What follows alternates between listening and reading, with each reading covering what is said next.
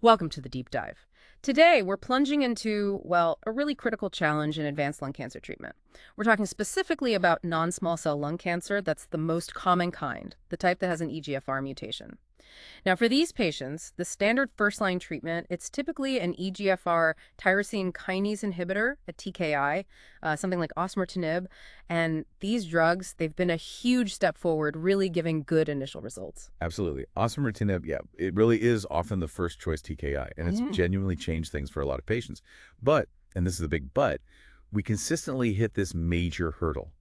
Almost all patients, eventually, they develop acquired resistance to these TKIs. Right, acquired resistance. Exactly. And this resistance, it's like hitting a brick wall. It limits how long the treatment keeps working. And, the really crucial part, how long patients survive. It's this constant puzzle we're trying to figure out. That acquired resistance is definitely the key barrier. And researchers, they've been trying different things for years to get around it, right? Like combining chemotherapy with TKI seemed logical, concurrent chemo. But as you said, those earlier studies, they often found it didn't add much. Or worse, maybe. Yeah, or worse. Yeah. It sometimes seemed to interfere with the TKI. So that brings us nicely to the main focus of this deep dive. We're looking at a recent and pretty pivotal phase 3 study. It was published in Clinical Cancer Research, the JCOG 1404-WJOG A214L study. Okay. And its mission was to test a really novel strategy. What if, instead of concurrent, you intercalated standard chemotherapy after the TKI started working? Intercalated, so slotted it in some end. Exactly. After an initial TKI response, the hope was, could this actually prevent that resistance from developing and ultimately improve overall survival? It's definitely a different way of thinking about the timing. So yeah, let's unpack what they found. Okay, so tackling TKI resistance, it's not the first time chemo's been in the picture. Those early attempts, like you mentioned, often use that concurrent approach, giving both drugs at the same time. What exactly did we learn from those attempts that pushed researchers towards this intercalated idea? Well, it's interesting how those earlier findings really shaped this new strategy. Mhm. You had studies like NEJ009 that looked at gefitinib, and even the early data from FLAIR-A2 for osimertinib. They show that, yes, concurrent TKI plus chemo might improve progression-free survival, PFS. That's how long patients live without the cancer getting worse. Okay, so some benefit there. Some benefit, yeah. Right. But here's the kicker. They often didn't lead to a significant improvement in overall survival, OS. And that's, the ultimate goal. Right. And what was even more striking, some preclinical work in earlier big trials, like INTACT-1 and INTACT-2, they actually suggested that giving a TKI at the same time it might attenuate the effect of the chemotherapy. Like weaken it. Weaken it, exactly. It can maybe stop the cancer cells dividing Hmm. or block the cell death pathways that chemo needs to work properly. So you could end up with outcomes that were actually worse or certainly no better than just giving the chemo alone. It was quite counterintuitive. Wow, that is quite a paradox, isn't it? Combining them could potentially make things less effective. So if concurrent wasn't the home run they hoped for, this intercalated approach in the JCOG study, that was a direct response to that specific problem. What was the thinking? Precisely. The specific hypothesis was, okay, let's try intercalating instead. The idea was, first, you use the TKI on its own to really shrink the tumor down, reduce the burden, sort of create a more favorable environment, maybe debulk it a bit. Okay, soften the target first. Yeah, exactly. Then, and this is crucial, during a planned short break from the TKI, you give the chemotherapy.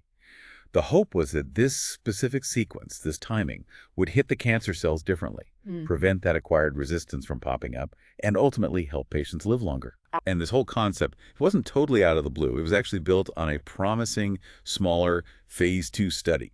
That study showed really encouraging results, PFS of 19.5 months and overall survival of 48.0 months. That really set the stage for this bigger trial. Okay, so the timing was absolutely the key element here. Debulk first, then hit it with chemo during a TKI break. So how did they actually set up this JCOG 1404 WJQ14 all study to test this? What did the trial look like? Well, it was a big one. A large-scale, open-label, multi-center, randomized phase 3 trial, the gold standard for clinical evidence. Open label meaning everyone knew who got what treatment. Yes, exactly. And multi-center, it involved an impressive 75 institutions across Japan. 75 institutions. Wow. That kind of scale really gives the results some weight, doesn't it? And who were the patients they enrolled in this pretty robust study? They focused on patients with advanced or recurrent non-squamous, non-small cell lung cancer. We often shorten that to NSCLC. These patients hadn't had chemotherapy before, And crucially, their tumors had specific EGFR mutations, either the exon 19 deletion or the exon 21 L858R point mutation. Those are the common ones. Right, the ones TKIs target. Exactly. The patients were aged between 20 and 74. And in total, they randomized 501 patients between late 2015 and October 2020. The median age was around 65. Okay, so a good-sized group, very specific criteria, targeting those key mutations. With that specific population and this novel intercalated idea, how do they actually divide them up? What were the two treatment arms? Right, so two groups. The first was the EGFR TKI monotherapy group. Yeah. Pretty straightforward. These patients got either gefitinib or osimertinib every day just until their disease progressed. Standard care, basically. Okay. Second group was the EGFR TKI plus intercalated chemotherapy group, so where the novel strategy came in. These patients started with a TKI, gefitinib or osimertinib daily for 56 days. That's 8 weeks. Then, crucially, they stopped the TKI. They had a 2-week drug-free period. Break. Okay. High break. And after that break, they received 3 cycles of chemotherapy, specifically cisplatin plus pemetrexed.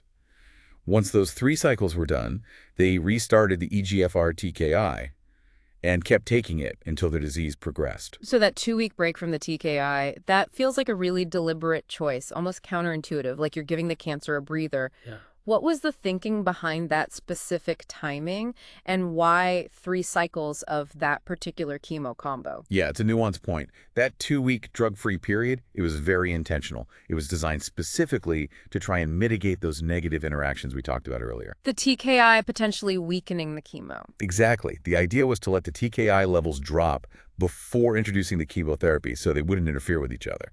As for the chemo, cisplatin plus pemetrexed, that's a common platinum doublet regimen. Platinum doublet, right? Standard stuff. Standard stuff, yeah. It combines a platinum drug, cisplatin, with another agent, pemetrexed. They chose 3 cycles based on earlier studies. Those studies suggested 3 cycles offered pretty similar effectiveness compared to, say, 6 cycles, but with milder side effects. And managing toxicity was important here given the intermittent schedule. It makes sense. Okay, so they set all this up. What were they ultimately hoping to prove? What was the main goal, the primary endpoint, and what else were they measuring? The primary goal was ambitious. They were aiming to show that this intercalated strategy was superior in terms of overall survival, OS. The big one. The big one. Then, secondary goals included looking at progression-free survival, PFS, the objective response rate, basically how many tumors shrank significantly, and of course, safety. All right. So after all that careful planning, the novel timing, the hopes pinned on preventing resistance, what did they actually find? Let's start with the primary goal. Overall survival. Did it work? Well, this is where it gets really interesting. The headline finding for the primary endpoint was, no, there was no survival advantage for the group that got the intercalated chemotherapy. No advantage at all. None. The median overall survival was exactly the same in both groups, 48 point over a null months. Wow. Identical. Identical. So the study's main objective, improving OS, was not met. That's a pretty striking result. That really is striking, especially given the effort and the hypothesis. Okay, so OS was a wash. What about progression-free survival, PFS? Did the intercalated chemo make any difference there? Yes, it did. Here, the story changes. The intercalated chemotherapy did significantly improve PFS. Patients in that combination group had a median PFS of 18.0 months. Compare that to 12.01 months in the TKI-only group. A 6-month improvement, exactly, which is statistically significant and, clinically meaningful for patients, delaying progression for that long. Okay, a 6-month PFS gain is definitely something. But you mentioned nuances earlier. Did this PFS benefit hold true across the board, like for both TKIs and both mutation types? Good question. No, it wasn't quite that simple. The analysis showed this PFS benefit was statistically significant if you looked at the patients who received gefitinib, Okay. but not if you looked at the patients who received osimertinib. Oh, interesting. Why do you think that might be? Osimertinib is generally considered more potent, right? It is. Osimertinib is a 3rd-generation TKI, often more effective, especially against certain resistance mutations too. So one possibility is that osimertinib alone was already so effective, its initial PFS benefit was so strong, that adding the intercalated chemo just didn't provide a statistically significant extra boost on top of that. I see. And digging deeper, if you looked at the mutation subtypes, for patients with the exon 19 deletion, which often responds really well to TKIs, the PFS benefit with intercalation was only seen in the gefitinib group. Only gefitinib again for exon 19. Right. It makes you wonder, maybe for those exon 19 deletion patients who are very dependent on that EGFR signal, that 2-week TKI break was actually a bit detrimental, Hmm. allowed some subtle regrowth perhaps. Plausible. Whereas for the patients with the exon 21 L858R mutation, there were trends suggesting longer PFS with intercalation with both gefitinib and osimertinib, although maybe not reaching statistical significance for osimertinib alone. So it suggests the biology might be slightly different. Maybe the L858R mutation isn't quite as critically dependent on continuous TKI pressure during that short break. These are the complexities. Fascinating subtleties. Okay, what about the objective response rate? Did more tumors shrink in one group versus the other? Actually, the objective response rate tended to be a bit lower in the combination group. It was Right. 71.6% versus 78.0% in the monotherapy group. Lower. That's also a bit counterintuitive. It is. And that difference was particularly noticeable in that exon 19 deletion subgroup. Uh, the response rate was about 10% lower with the intercalated therapy there. Okay. And safety. Always critical. Anything unexpected pop up with adding the chemo, even intermittently? Well, as you'd expect, there were chemotherapy-related side effects in the combination group, nausea, fatigue, low blood counts, that sort of thing. But importantly, there were no unexpected severe adverse events reported. Interestingly, one side effect, pneumonitis, that's lung inflammation, which can be a rare but serious side effect of TKIs, was actually seen less often in the combination group among patients getting osimertinib. Less often. Okay, that's interesting too. It is, yeah. The reasons aren't totally clear, but it was an observation. And finally, what about life after the study treatment? Did patients go on to get other treatments when their cancer progressed? Yes, and this is a really crucial point for interpreting the results. A very high percentage of patients in both groups, around 80%, received subsequent treatments after their initial therapy stopped working. 80% in both arms. Okay, that seems important. Very important, especially when we think about that overall survival result. Right. So let's try to connect the dots. What does this all mean? We've got this situation. Significant improvement in progression-free survival by 6 months, which is great, but absolutely no difference in overall survival. Why?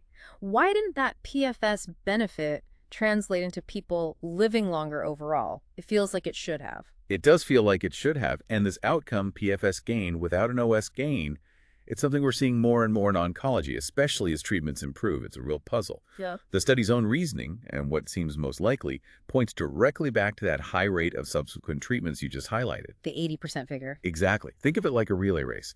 The intercalated therapy might have given those patients a head start in the first leg, that's the improved PFS. But if the runners in the later legs of the race, representing the subsequent therapies like other chemo, other targeted drugs, maybe immunotherapy, if those runners are equally fast and effective for patients from both initial groups. Then the finish times end up being pretty similar. Precisely. The effectiveness of those later treatments likely diluted or kind of masked any potential overall survival advantage from that initial intercalated strategy.